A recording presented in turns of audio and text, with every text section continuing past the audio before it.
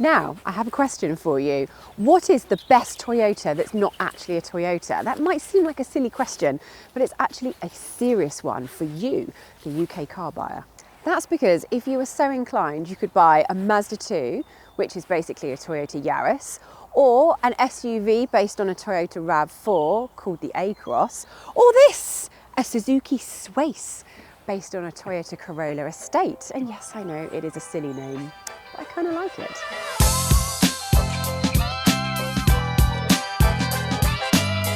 But before you go dismissing the Swace as only fit for minicabbers who are bored of their Toyotas, consider this.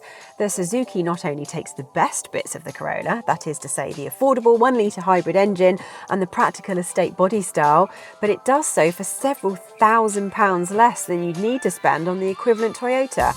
And that's a saving that translates to nearly new and used examples too. So if you're happy with a stylised S on the bonnet instead of the stylised T that you get on a Toyota, then what do you get? Well, in terms of styling, you get a reprofiled lower grille, and the badge is sort of on the bonnet instead of the grille here that it is on the Toyota. And that's okay because the Corolla is an exercise in decent proportions and perfectly acceptable anonymity. And you do not know how many times I said that word before taking this take. Anyway, anonymity. Yes, and that's it, and so is the Swace. Let's see if it's the same efficient but slightly dull and not quite so smooth walking into the wing mirror there. Approach inside, shall we? Yes, it is just like a Toyota Corolla, and that means the interior is spacious, sensible, understated and comfortable. And while I mention comfort, these side bolsters are actually very supportive. So if you do fancy driving your dull Swace fairly spiritedly on some winding country roads, which may or may not happen, then you will be surprisingly supported. And supported, not supportive. And please don't be put off when I say dull. It's actually rather likeable and a lovely place to be. And the interior quality is even rather impressive. There are also buttons, dials and switches where many modern cars rely entirely on touchscreens. But that's a good thing because it means you don't spend too much time distracted by prodding at menu screens. Talking of menu screens, the infotainment setup in most Swaces is quite old-fashioned, and you get a smallish 8-inch touchscreen with bare bones graphics. Although it is quite easy to set up Apple CarPlay and do some other functions. This is a facelifted 2023 model, and the screens on earlier models were even more basic, but if you go for a 2024 model, you get a larger 10.5-inch touchscreen. You also get a digital driver's display rather than old-fashioned dials, which is a little bit cluttered. It's okay, but it is a little bit cluttered, and 2024 cars did improve on this. So sadly, this as a 2023 model just misses out. Whatever year your Swace is, you get the same amount of rear seat space, which is reasonable.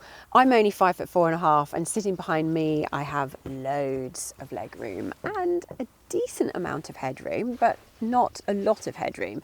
If you were our very own Tim Rodey, for example, you might find that you're doing this. And if my head just went out of shot, I'm sorry I didn't tell the cameraman that I was going to do that. Now, in terms of the middle seat, it is a little bit squishy if you're sitting in the middle seat, which is a slight surprise given that this car, well, the Toyota version, is such a popular choice with taxi drivers. Although they're so reliable, maybe that is one of the reasons why. A Skoda Octavia is also a popular choice for taxis, and that has a bit more room, as does the Seat Leon in the back. So there you go. If you're pressing your Swace into airport run duties or more likely daily family life, you'll be pleased to know that there are 596 litres of space in the boot here, so it's pretty big. Although not as big as the class leaders. The 308 SW has 608 litres and the Skoda Octavia has 640 litres. But it does have an adjustable boot floor, and I'm not saying those other vehicles don't, but I just wanted to show you on camera because it's just so easy.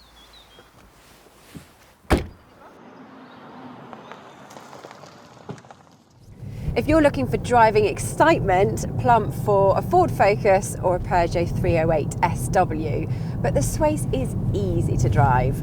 There's one engine choice, So it's not really a choice, is it? You get a 1.8 litre petrol hybrid.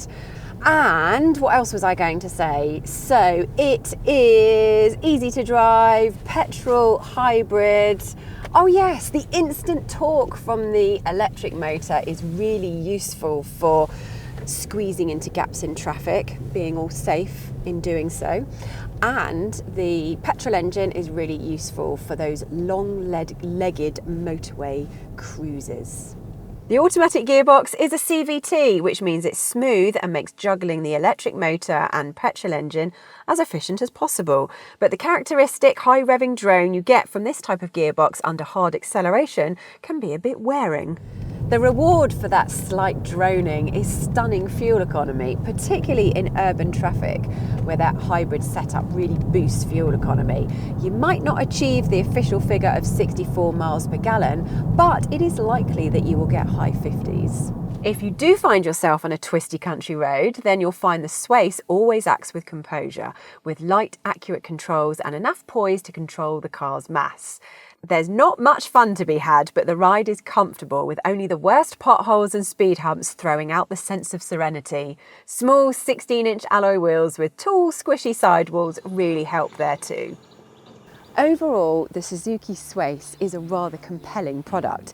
Yes, it's not the most premium or the most exciting, and some of its rivals have slightly more rear seat space and marginally bigger boots, but it's really rather likeable, and it's a little bit cheaper than its Toyota equivalent. So I think we have found the best Toyota that's not a Toyota.